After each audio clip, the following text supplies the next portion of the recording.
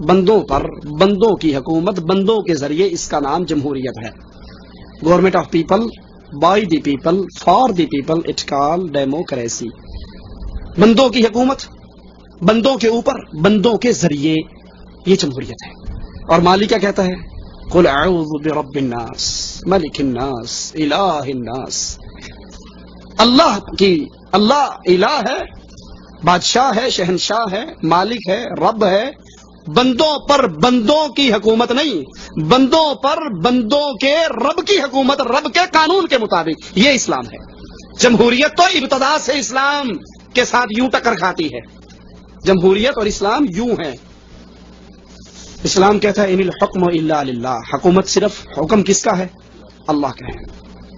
اور جمہوریت کیا کہتی ہے؟ عوام طاقت کا سرچشمہ ہے. اللہ کہتا ہے حکم میرا چلے گا. جمہوریت کہتی ہے جو عوام چاہے گی. عوام چاہے ہم جنس پرستی تو لواطت بھی جائز ہو جائے گی. عوام چاہے سود تو سود بھی جائز ہو جائے گا. جو عوام چاہے گی وہ ہو جائے گا. اچھا اس کو بھی نہ مانو، لا الہ الا اللہ. پھر ایک چھوٹی سی بات سمجھ لو، قرآن حکیم کی اس آیت پہ غور کرنا. وَلَوْ تَقَوَّلَ عَلَيْنَا بَعْضَ الْأَقَاوِيلِ لَأَخَذْنَا مِنْهُ بِالْيَمِينِ ثُمَّ لَقَطَعْنَا مِنْهُ الْوَتِينَ فَمَا مِنْكُمْ مِنْ أَحَدٍ عَنْهُ حَاجِزِينَ. اگر میرے نبی محمد صلی اللہ علیہ وسلم اپنی مرضی سے، میری مرضی کے خلاف اپنی طرف سے کسی بات کا اضافہ دین میں کر دیں، میں دائیں ہاتھ سے پکڑ لوں، شہرگ کاٹ دوں، تم میں سے کوئی چھڑا. اس دین کے اندر نبی اپنی مرضی نہیں چلا سکتا تو پارلیمنٹ کی 2/3 اکثریت جو مرضی منظور کر لے. اور ایک بات اللہ سے ڈر کر کہتا ہوں، دکھ اور درد سے کہتا ہوں، کسی کو جلانے کے لیے نہیں. کسی میں یہ طاقت ہے کہ وہ اللہ کے اتارے ہوئے قانون کو کینسل کر سکے، پاس اور فیل کر سکے. کسی میں طاقت ہے؟ رسول اللہ صلی اللہ علیہ وسلم نے صرف اتنا ہی کہا تھا نا کہ آئندہ شہد نہیں کھاؤں گا. یہ کہا تھا حرام ہے شہد تم نہ کھانا، یہ کہا تھا. صرف اپنے بارے میں کہا تھا کہ آئندہ نہیں کھاؤں گا. ٹھیک ہے اگر تمہیں اسمیل آتی ہے تو آپ نے قرآن پاک کی آیات اتر آئی، یا ایھا النبی لم تحرم ما احل اللہ لک. رب حلال کرتا ہے، تو حرام کرنے والا کون ہوتا ہے؟ نبی کو اپنی ذات پر بھی کسی چیز کے حرام کرنے کی اتھارٹی ہے؟ نہیں ہے. اچھا جماعت اسلامی والوں بھائی نے سرحد کے اندر، صوبہ سرحد میں ان کی اکثریت ہے، متحدہ مجلس عمل کی، جس میں شیعہ بھی ہیں، بریلوی بھی ہیں، دیوبندی بھی ہیں، صوفی بھی ہیں، جماعت اسلامی والے بھی ہیں، اور کچھ بے علم اہل حدیث بھی اپنے آپ کو کچھ سمجھتے ہوئے بیچ میں شامل ہو جاتے ہیں. سوچئے انہوں نے وہاں پر شریعت بل کے طور پہ ایک قانون پیش کیا. اس کے اندر کیا تھا کیا نہیں تھا اس کو ایک سائیڈ پہ رکھیں، وہ شریعت تھی یا نہیں تھی یہ الگ بحث ہے.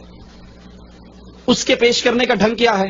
یہ اسمبلی ہے نا، اسمبلی کے ایک ایک بندے کے پاس گیا، جی ہم نے یہ قرآن کی آیات لکھی ہیں، یہ قانون ہوگا، قرآن ایسے نافذ ہوگا، پلیز آپ اس پہ سائن کر دیجئے،